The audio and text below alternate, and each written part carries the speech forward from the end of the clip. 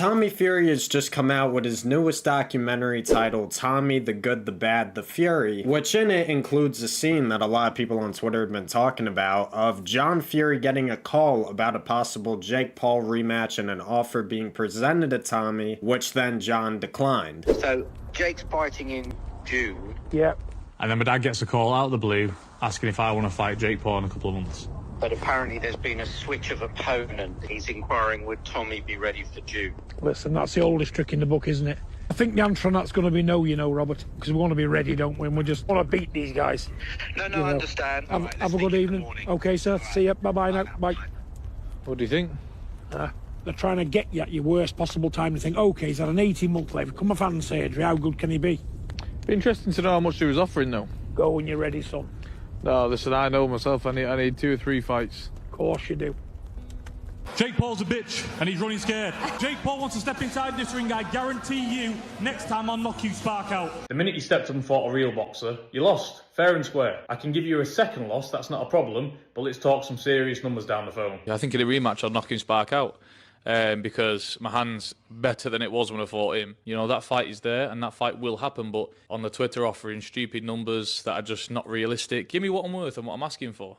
Because at the end of the day, you lost and I won. And this is where I think fighter pay in boxing takes a step too far, because we hear all about the 8 to 9 to sometimes 10-figure paydays. Some fighters get greedy, and Tommy obviously making 10 million in the KSI fight. I think he only made around 5 mil versus Jake the first time.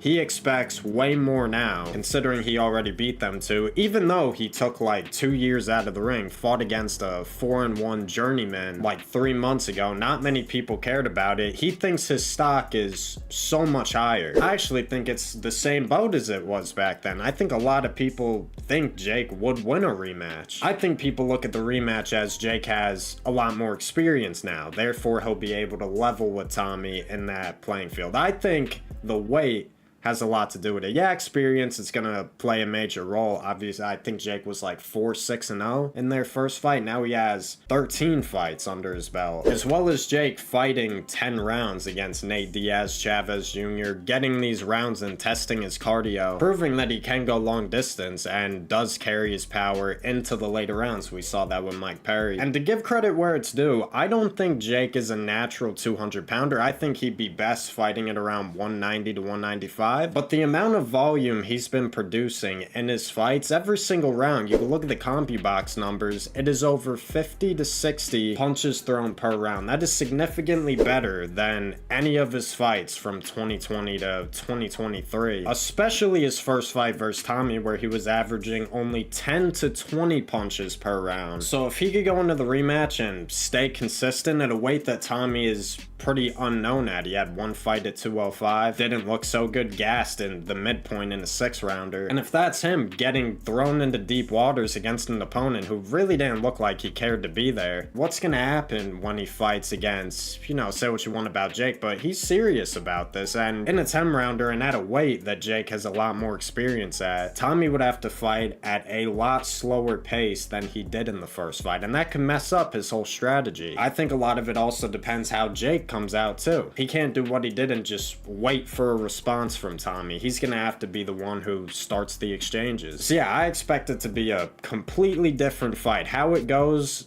I really don't know. Obviously, Tommy's not gonna knock him out. He talks about how he fixed his hand, but he couldn't even hurt the last guy. He gets on the mic and he's like, oh, this guy, he's had hundreds of amateur fights. He's 4-1 as a pro. And neither on BoxRec or Google is this guy's amateur background being recognized. So I don't know where Tommy's getting this from. So Tommy trying to big up his opponent on the mic afterwards, talking about, oh, he does this for a living. He's better than you. Yeah, he did it the last time. That lad in there would have killed Jake Paul on the spot. That lad's a true professional, and a true professional like that. He was cut to bits, still in there, gripping everything he had. And I want to say one thing. There's a certain bitch at ringside who I want in this ring right now, because he would never have the balls to step in and fight a man of this caliber. I fought a guy in here tonight. He's had over 100 amateur fights, experienced as earth, and he's as tough as teak. Jake Paul wants to step inside this ring, I guarantee you, next time I'll knock you spark out. So yeah, hopefully this rematch should get put together. It's been like 2 years since the last fight, going over almost 3. Let me know what you guys think down below. Make sure to subscribe, like, and comment. I will see you in the next one. Take care. Peace.